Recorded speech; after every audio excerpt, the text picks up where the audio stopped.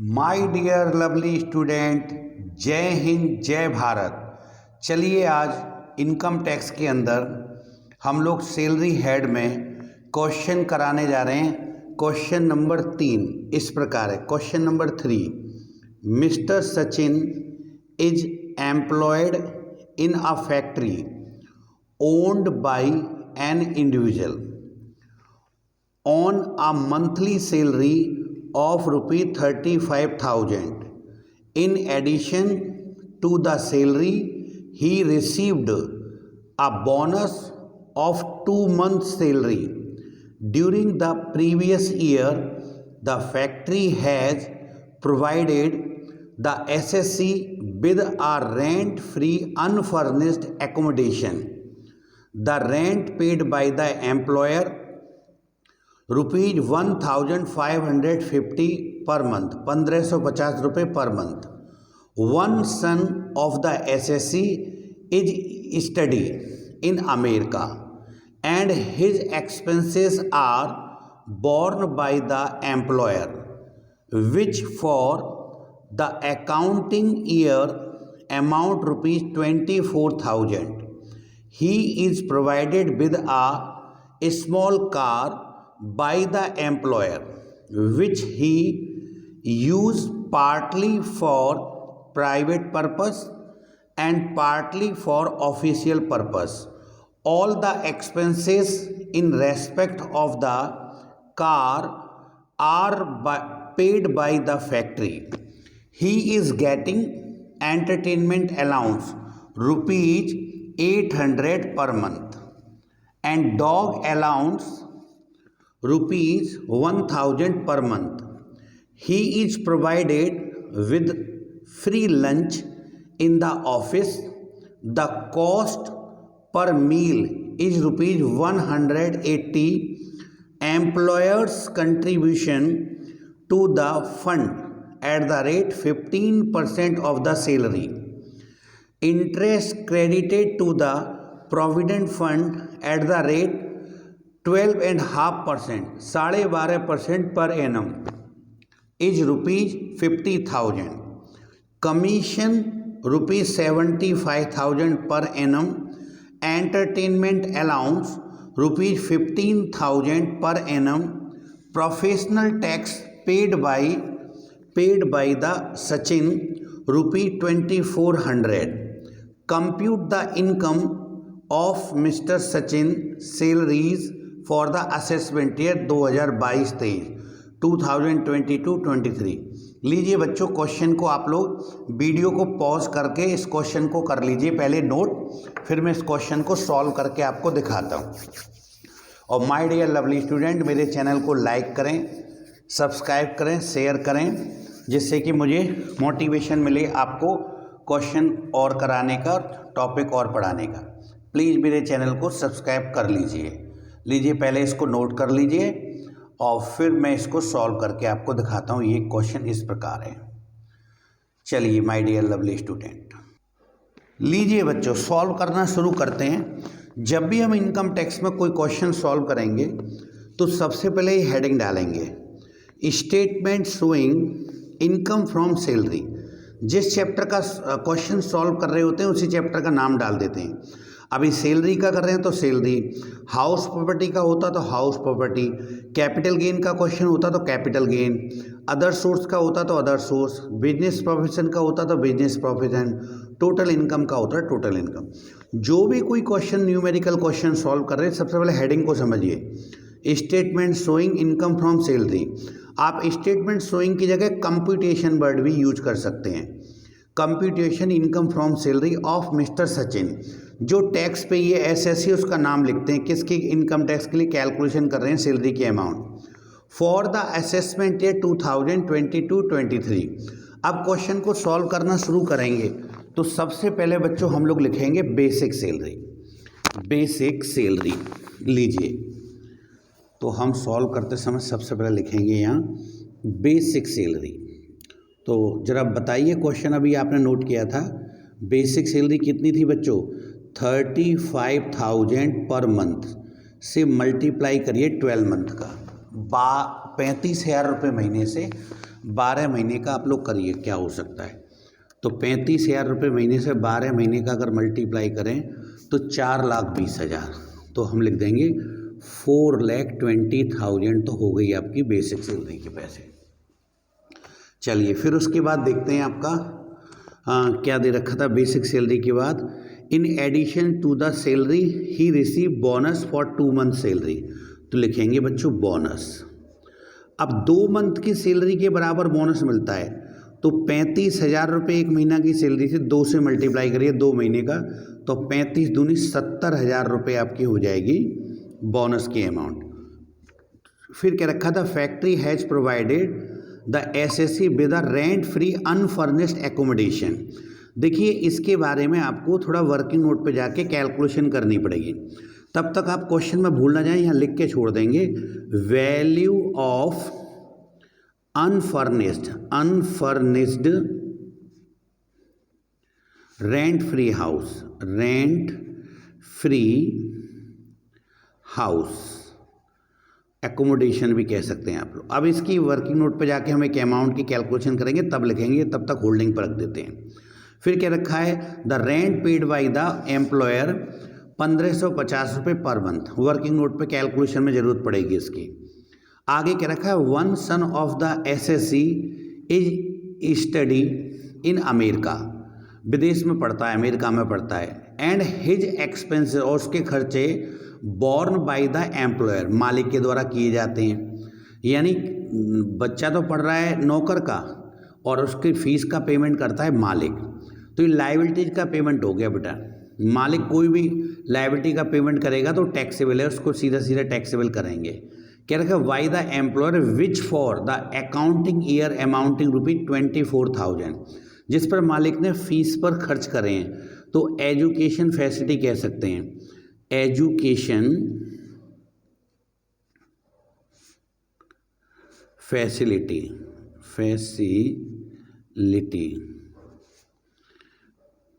या कह सकते हैं fee paid by owner, fee paid by owner, मालिक के द्वारा नौकर के बेटे की फीस भरी। कितने रुपए भरी बच्चों साल में, 24,000, 24,000 ये आ गया सीधा सीधा। फिर क्या रखा है, he is provided with a small car, तो ये लिखेंगे वैल्यू ऑफ कार। वैल्यू का मतलब होता है बच्चों रुपयों में किसी चीज़ की वैल्यूएशन कर लेना, तो इसके भी कुछ रूल्स रेगुलेशन है, उनको लेकर ही यहाँ चलेंगे। क्या रखा है, value of car by the employer which he use partly for private purpose. देखिए कार का प्राइवेट पर्पस में आना बहुत ज़रूरी है। उस कार को धिक्कार है जिसमें उसकी बहू ना बैठे। प्राइवेट पर्पस का मतलब क्या है, भाई सचिन अगर नौकरी करता है तो उसको तो कार मिली हुई है, लेकिन कार घर पर भी आनी चाहिए। कार 2-4 दिन घर पर आ जाए, आपकी वाइफ अपने पियर ले जाए 2-4 दिन बाहर त्योहार पर, जिससे अपनी सहेलियों से और बस्ती में कह सके पियर में कि हाँ जी हमारे पतिदेव को कार मिली है, तभी टैक्सेबल होती है। उस कार को धिक्कार है, वो कार बेकार है जिसमें पत्नी ना बैठती हो, इसलिए कार तभी टैक्सेबल होती है बच्चों जो प्राइवेट पर्पस में ज़रूर आ रही हो। और कह रखा है कार के सभी खर्चे बेटे मालिक करता है, तब तो थोड़ा सा नियम अलग है। और यदि मालिक कार दे दे और कह दे कि भाई ये खर्चा आप ही करना, अपने आप ही करना, तो उसके नियम थोड़े से अलग हो जाते हैं। रूल्स हम आपको बताएंगे, लिखा रखे हैं। क्या रखा है, small car by the employer which he use partly for private purpose and partly for official purpose, यानी प्राइवेट पर्पस में आना बहुत ज़रूरी है। All the expenses in the respect of the car are paid by factory, यानी car के सभी खर्चे फैक्ट्री देती है। तो देखिए छोटी कार के लिए बेटे 1,800 रुपये पर मंथ है, और अगर कार बड़ी होती तो बेटा ये 2,400 रुपये पर मंथ हो जाता, क्योंकि कार के सभी खर्चे मालिक करता है। और मान लीजिए कार के सभी खर्चे मालिक नहीं करता हो तो उस केस में बेटा थोड़ी सी फैसिलिटी कम हो जाती है, उसके नियम कुछ और हैं। तो फिलहाल कार के सभी खर्चे मालिक का पेड कर रहा है, तो 1,800 रुपये महीने से छोटी कार है, इसलिए बेटे 12 महीने में 21,600 रुपये कार का आ गया। फिर क्या रखा है बच्चों आपको, he is getting entertainment allowance at the ₹800 per month. Entertainment allowance taxable होता है बच्चों, लिखेंगे एंटरटेनमेंट अलाउंस, मनोरंजन भत्ता 800 रुपये महीने मिलता है बच्चों। तो 800 रुपये महीने से 12 अट्ठे 9600 रुपये ये हो गए 9600। फिर क्या रखा है डॉग अलाउंस। डॉग अलाउंस सीधा सीधा टैक्सेबल है। डॉग अलाउंस, अब ये सर डॉग अलाउंस क्या होता है? होता ये कि ज़रूरत के हिसाब से, जैसे आर्मी वाले हैं अब पहाड़ पर जॉब कर रहे हैं या ऐसी क्रिटिकल एरिया में जॉब करते हैं कि उनको साथ में ये फैसिलिटी भी दी जा सकती है। तो कोई भी मतलब अब माल सरकार तो पालेगी नहीं, अब जैसे कोई आर्मी में जॉब कर रहा है उसको जो डॉग भी दे दिया, तो डॉग की देख रेख पे खाने पीने को जो पैसा खर्च करती है सरकार, कहती है आपकी तनख्वाह बढ़ा देंगे, आप ही खाना खिलाना, आप ही ध्यान रखना, क्योंकि सरकार एक एक जने के पीछे तो घूमेगी नहीं। तो डॉग अगर दे रखा है तो उसके खाने पीने रख रखाव के लिए 1000 रुपये महीने सरकार देती है। 1000 रुपये महीने से 12 महीने का क्या हो गया बच्चों? 12,000। अरे ज़रूरत के हिसाब से बच्चों, कहीं डॉग की ज़रूरत है, कहीं कैट की ज़रूरत है, कहीं कहीं कैमल की ज़रूरत है, कहीं ऊँट ज़रूरत है। मान लो रेगिस्तान में जॉब कर रहा है तो उसको ऊँट दिया जाएगा। कहीं ऐसी जगह जॉब कर रहे हैं जहाँ कुत्ते की ज़रूरत है, तुम देखते हो बर्फीले इलाके होते हैं तो वो बहुत सारे कुत्ते मिलकर गाड़ी को खींचते हैं बेटे बर्फ़ पर, तो वहाँ डॉग दिए जा सकते हैं। तो ज़रूरत के हिसाब से कहीं भैंस अलाउंस भी हो सकता है। मान लो कहीं ऐसी जगह दूध पीने को दूध की व्यवस्था नहीं है तो जंगल में आर्मी जॉब कर रही है, वहीं उनको एक आध भैंस दे देनी कि जंगल में ड्यूटी भी करते रहिए आप लोग और भैंस का पशुपालन करते रहिए, चाय के लिए दूध वगैरह की व्यवस्था होती रहेगी। तो ये सरकार का काम है, ज़रूरत के हिसाब से कौन सा जानवर दे दिया जाए आपको, तो किसी भी जानवर से संबंधित आपको सुविधा मिल सकती है। फिर क्या रखा है, he is provided with are free lunch in the office, यानी मालिक जो है फ्री में लंच खिलाता है उनको। द कॉस्ट ऑफ मील, हर लंच की कीमत है 180 रुपये। तो बच्चों मालिक तो 180 रुपये की थरिया फ्री में खवा रहा है, पर भारत सरकार बेटे अगर केवल 50 रुपये तक की थाली है तो टैक्स फ्री है, 50 से ऊपर है तो बेटा वो टैक्सेबल है। तो हम यहाँ लिखेंगे लंच फैसिलिटी या लंच लिखिए। लंच जो मिलता है वो आपको मिलता तो 180 रुपये पर मंथ है, 180 रुपये पर मंथ, लेकिन 50 रुपये तक टैक्स फ्री है। तो 50 अगर इसमें से घटा दो तो 130 रुपये ज़्यादा हैं। और ये डेली मिलता है बेटा आपको, ये 100 इतने डेली, और डेली के हिसाब से मिलता है। साल में दिन कितने होते हैं बच्चों? 365। तो 365 दिन आपने बेटे अगर भोजन किया है वहाँ पर तो आप लोग तो जान लीजिए 130 रुपये रोज़ से, और आप लोग 365 दिन का अगर मल्टीप्लाई करें तो लगभग आपको 47,450 रुपये की ये सुविधा मिल गई। भैया जब तक क्लियर नहीं किया उसने क्या था कि संडे की छुट्टी रहती है, बृहस्पति की छुट्टी रहती है, साल में मान लो 365 दिन की साल होती है, और अभी वाले इसमें कह देता कि 65 दिन छुट्टी रहती है, तो फिर हम 300 दिन का गुणा करते हैं बेटा, 300 दिन काम करने के 130 रुपये की तरह टैक्सेबल। अब क्वेश्चन में अगर कहीं क्लियर नहीं कहा है तो साल के 365 दिन ही लेकर चलेंगे बेटा अमून, ये दिक्कत है। तो हम ये मानेंगे कोई ऐसी जॉब करता है बंदा कि वहाँ साल के 365 दिन फैक्ट्री खुलती है। अरे कुछ जॉब होती है भाई साल के 365 दिन या काम होता है, कभी छुट्टी नहीं होती, तो उस जगह जॉब करता होगा, ऐसा हम मान लेंगे जब तक क्लियर ना हो। फिर क्या रखा है बच्चों, लंच फैसिलिटी बताया तो था बच्चों कि 50 रुपये तक टैक्स फ्री है, 50 से ऊपर है इसलिए टैक्सेबल है। अगर ये 180 के मान लो होती 40-50 तक होती तो टैक्स फ्री हो जाता है, तो 180 में से 50 टैक्स फ्री कर दिए, बचे कुछ ऊपर 130 बचे, 130 रुपये रोज़ से 365 दिन का हो गया ये। आगे क्या रखा है बच्चों क्वेश्चन में, employer contribution to the provident fund 15% salary. बच्चों 12% तक सैलरी का अगर मालिक कंट्रीब्यूशन करता है तो टैक्स नहीं लगता, 12% से जितना भी ऊपर करता है वो टैक्सेबल है। तो यहाँ तो 15 है, तो हम लिखेंगे ओवर कंट्रीब्यूशन, ओवर कंट्रीब्यूशन कितने से ओवर, ओवर कंट्रीब्यूशन 12% इन रिकॉग्नाइज प्रोविडेंट फंड और बाई ओनर, ओनर वाला पोर्शन देखते हैं। लेकिन अब दिक्कत है कि यहाँ सैलरी का जो 12% लेंगे वो सैलरी क्या है, तो बेटा वैसे तो मैं बहुत सारी सैलरी देखनी पड़ती है, basic salary, DA, if according to service term और परसेंटेज कमीशन, जो कि है नहीं। तो आप लोग केवल बेसिक सैलरी का बेटे 12% से ऊपर कितना है, यहाँ पर 15 करता है, तो 12 से ज़्यादा कितना वर्ड लिखा है ना, ओवर कंट्रीब्यूशन 12 से जितना ज़्यादा है। अरे एक फुटा होता है, मान लीजिए बच्चा स्कूल में पढ़ता है तो ये 12 इंची का फुटा है बेटा, इससे टीचर मार सकते हैं बस। जैसे बच्चे ने गलती करी तो उसके हाथ पे 2-3 मार दिए, तो फुटा से मारोगे तो कोई दिक्कत नहीं, लेकिन अगर किसी और चीज़ से मारा और चोट लग गई बच्चे के तो आपके FIR वगैरह हो सकती है, टीचर की परेशानियाँ बढ़ सकती हैं। तो इसलिए केवल ऑथोरिटी है कि आप बच्चे को केवल स्केल से मार सकते हैं। तो स्केल कितने की होती है बेटे? 12 इंची की। तो इसकी 12% तक टैक्स फ्री है, 12 से ऊपर ज़्यादा है, जितना भी ज़्यादा है वो टैक्सेबल है। तो बेसिक सैलरी का ही फिलहाल ले लेंगे। वैसे बेसिक सैलरी का नहीं लेते, 3 सैलरी के अंदर 3 चीज़ जोड़ते हैं, basic salary plus DA if according to service term और plus percentage commission on sale, ये 3 चीज़ का टोटल है। सिंपल कमीशन होगी तो नहीं जोड़ेंगे, DA सिंपल होगा तो नहीं जोड़ देंगे, अकॉर्डिंग टू सर्विस टर्म होगा, तीनों के टोटल का 12%।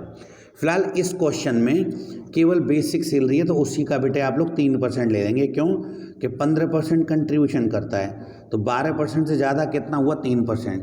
तो 4,20,000 रुपये की जो बेसिक सैलरी है आप उसका 3% निकालिए और वो आ रहा है 12,600, ये ओवर अमाउंट है। सेम कहानी इंटरेस्ट के साथ है। अगली लाइन में क्या रखा है? Interest credited to provident fund 12.5% per annum और 50,000 मिले हैं। तो बेटे इसका भी नियम है कि over interest 9.5%, 9.50% in amount deposit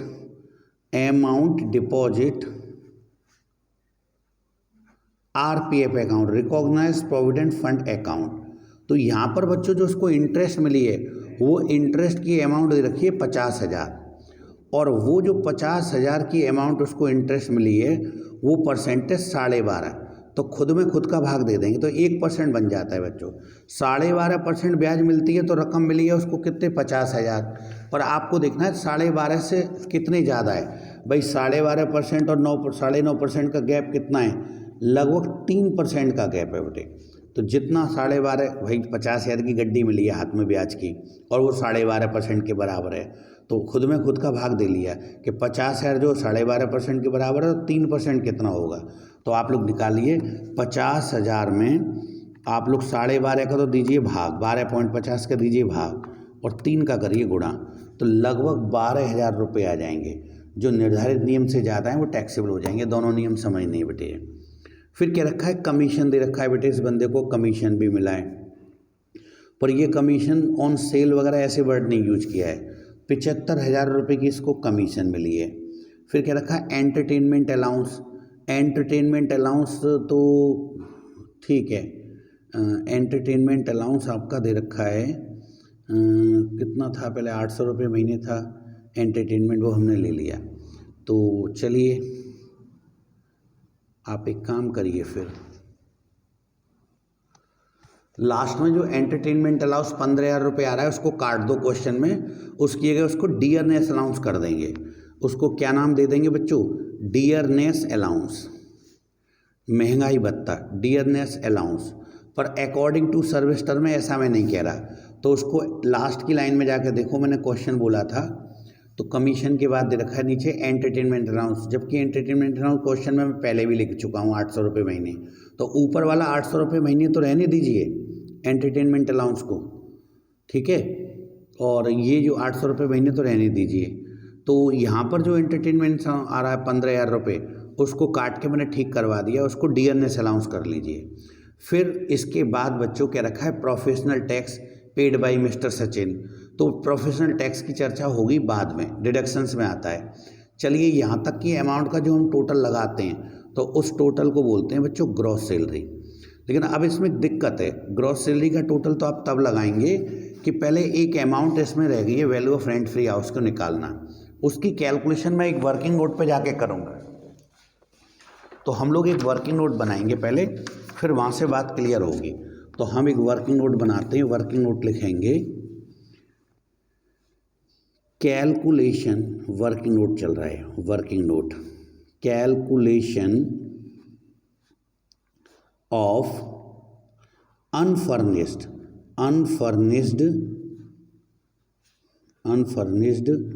rent free house.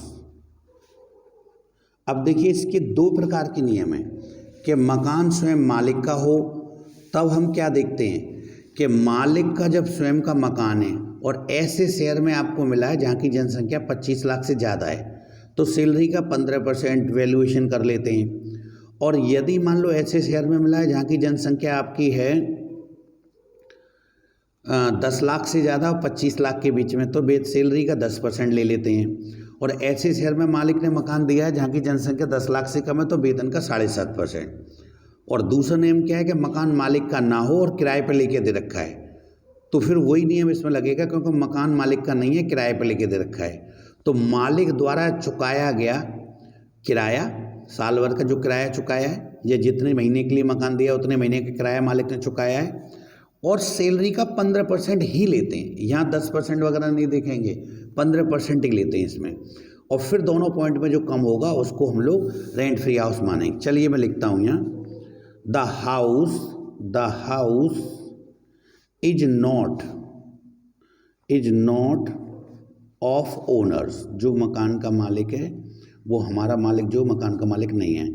So which least amount, जो रकम सबसे कम होगी, लीस्ट अमाउंट एज अंडर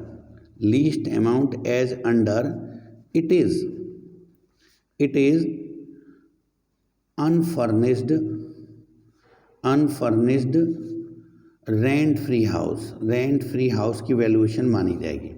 बेटा अनफर्निश्ड की चर्चा क्यों कर रहा हूँ, क्योंकि पहले तो अनफर्निश्ड की कैलकुलेशन होती है, फिर उसमें अलग से अगर मान लो furniture, TV, fridge, cooler, AC कोई संपत्ति है तो उनकी कॉस्ट का 10% अलग से जोड़ देते हैं, या मालिक के द्वारा उनका संपत्ति का किराया चुकाया है तो किराया जोड़ देते हैं, तो फर्निश्ड हाउस की बन जाती है।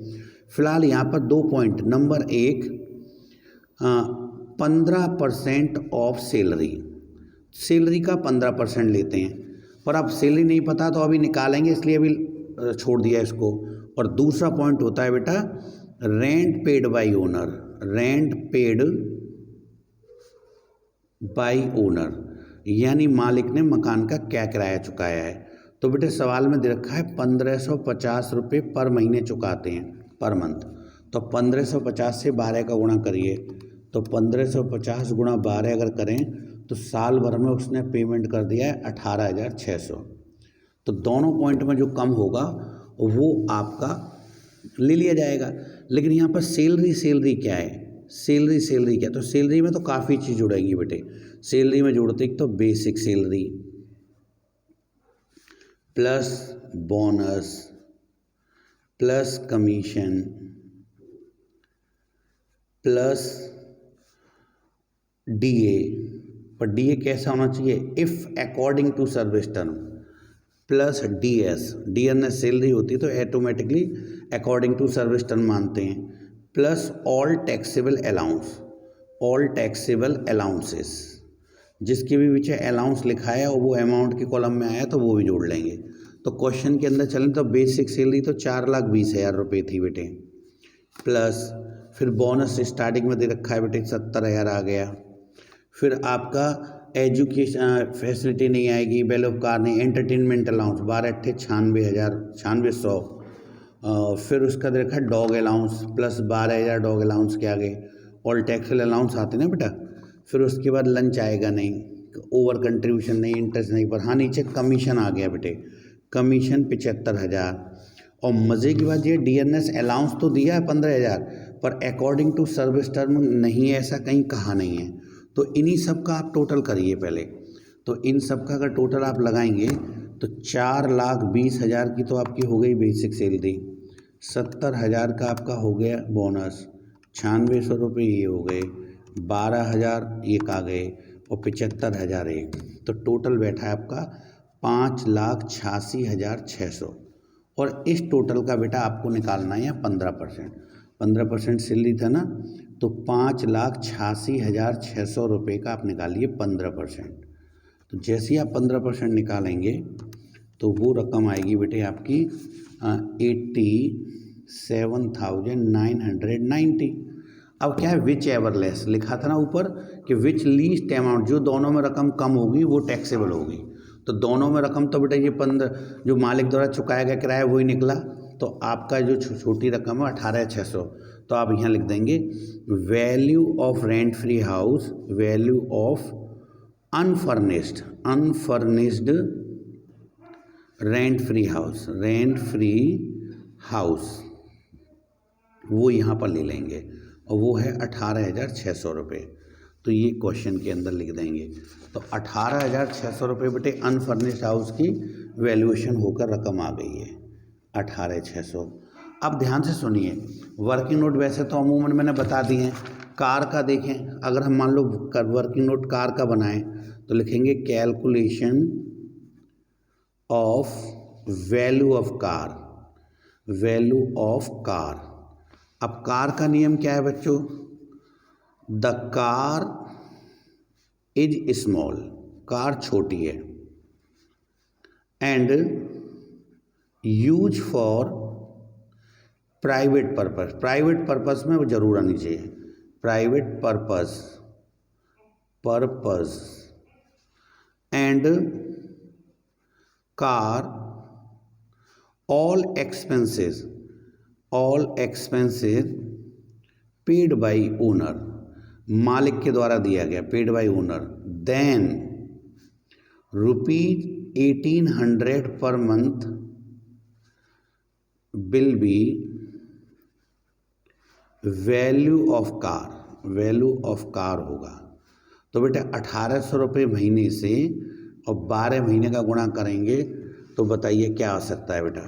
1800 रुपये महीने से 12 महीने का गुणा किया था हमने तो वो हो गया 28,800। अब कार के संग सुनो ड्राइवर भी मिला होता, कार के संग अगर ड्राइवर मिला होता तो ड्राइवर को तो बेटे आप लोग देखते हैं ये रकम कैसे गड़बड़ा रही है। 1800 रुपये महीने से 12 महीने का गुणा करेंगे, यस 21,600 आए थे, पहले भी 21,600 आए थे, कुछ गड़बड़ हो गई थी, 2800 कर दिए क्या? 21,600 आ रही है बेटा, सॉरी माफ़ कर दीजिए मुझे। तो 21,600 रुपये लिखेंगे, पहले 21,600 लिखे हैं।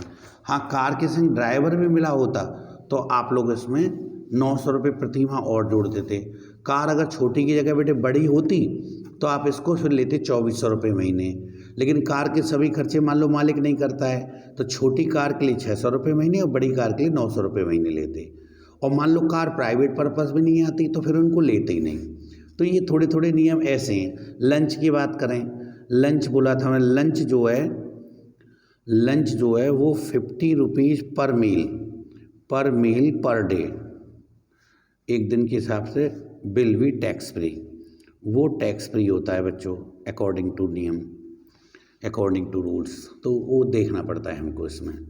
तो ऐसे ही बेटे ओवर कंट्रीब्यूशन जो होता है उसका नियम क्या है बच्चों? ओवर कंट्रीब्यूशन है आपका 12% तक। तो ओवर कंट्रीब्यूशन 12% तक टैक्स फ्री है, 12% टिल टैक्स फ्री। लेकिन अगर इससे ऊपर कंट्रीब्यूशन होगा तो टैक्सेबल होगा। इंटरेस्ट का नियम क्या है बच्चों? अगर कंट्रीब्यूशन पे इंटरेस्ट मिल रही है तो 9.5% interest up to tax free. इससे ऊपर वाली जो अमाउंट होती है वो टैक्सेबल हो जाती है बच्चों, ये नियम है। चलिए अब मेन क्वेश्चन पे लौटते हैं। हमने ये वर्किंग नोट पे कैलकुलेशन करी थी बच्चों, वैल्यू ऑफ अनफर्निश्ड हाउस, वो आ गई 18,600। अब इन सब का अगर मैं टोटल करें तो यहाँ टोटल करने पे देखते हैं क्या आता है। तो एक एक करके चलते हैं। सबसे पहले 4,20,000 प्लस 70,000 रुपये plus 18,600 plus 24,000 plus 21,600 plus 9,600 plus 12,000 plus 47,450, 47,450, फिर 12,600, फिर 12,000 रुपये और फिर 75,000 रुपये, फिर 15,000 रुपये। इन सब का टोटल कर लेंगे तो 7,37,850 ये आपका टोटल आया। चलिए इसमें से कुछ डिडक्शंस होती हैं वो घटाते हैं। चलिए बच्चों डिडक्शंस की बात करते हैं। देखिए डिडक्शंस के नाम पे आप डिडक्शंस बच्चों इसमें जो 3 प्रकार की डिडक्शन मिलती है, 3 डिडक्शंस। तो हम लिखेंगे less deduction under section 16 first A second and third. 16 first A में मिलती है स्टैंडर्ड डिडक्शन बच्चों, 50,000 रुपये मिलती है ये। जब कोई बंदा जॉब करने जाएगा तो उसे धुले कपड़े, जूते, मोजे, जूते पॉलिश करे हुए, साफ़ सुथरे ड्राई करे हुए कपड़े चाहिए।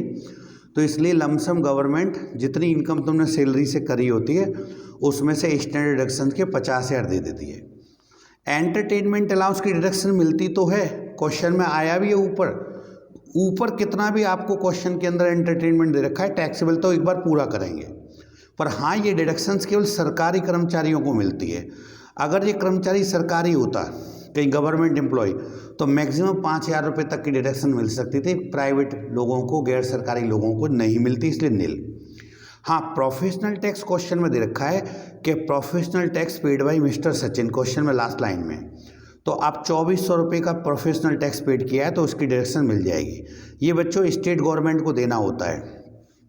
जिस स्टेट में जाके कोई जॉब करेगा टैक्स पे ही एसएससी, तो उस स्टेट गवर्नमेंट को देना पड़ता है, तो उसके लिए। हाँ, अगर मान लो ओनर ने भरा होता, क्या रखा होता क्वेश्चन में कि employment tax paid by owner, तो एक बार टैक्सेबल भी हो जाता ऊपर क्वेश्चन में और यहाँ डिडक्शंस तो मिलती। तो अभी केवल ये 2 डिडक्शन मिल पाएंगी, 50,000 की आपकी स्टैंडर्ड डिडक्शंस और 2400 रुपये की एम्प्लॉयमेंट टैक्स कह दो या इसको प्रोफेशनल टैक्स। तो ओवरऑल दोनों का टोटल करें तो 52,400 की डिडक्शन मिल जाएंगी। तो टोटल आपका टैक्सेबल ग्रॉस सैलरी आ रही थी 7,37,850 रुपये। इसमें से बच्चों आप 52,400 की डिडक्शन दे देंगे तो 6,85,450 रुपये टैक्सेबल हो गए। तो ये आपकी टैक्सेबल सैलरी आ गई। इस पर बंदे को टैक्स भरना पड़ेगा। इसको नाम टैक्सेबल सैलरी भी दे सकते हैं, इसको हम लोग इनकम फॉर्म सैलरी भी कह सकते हैं। क्वेश्चन कंप्लीट हो गया बच्चों। इस क्वेश्चन को आप लोग नोट कर लीजिए और मेरे चैनल को आप लोग लाइक करें, सब्सक्राइब करें, शेयर करें और चैनल को सब्सक्राइब जरूर कर लीजिए। ये लीजिए, क्वेश्चन को शुरू से आप नोट करना चाहेंगे तो मैं स्क्रीन पर दिखा रहा हूँ दोबारा। ये यहाँ से आप लोग इसको नोट जरूर करें। ये लीजिए, क्वेश्चन को कॉपी पर नोट कर लेंगे। ये हो गया। मिलते हैं नेक्स्ट वीडियो में। My dear lovely student, channel को सब्सक्राइब कर लीजिए प्लीज़। जय हिंद, जय भारत।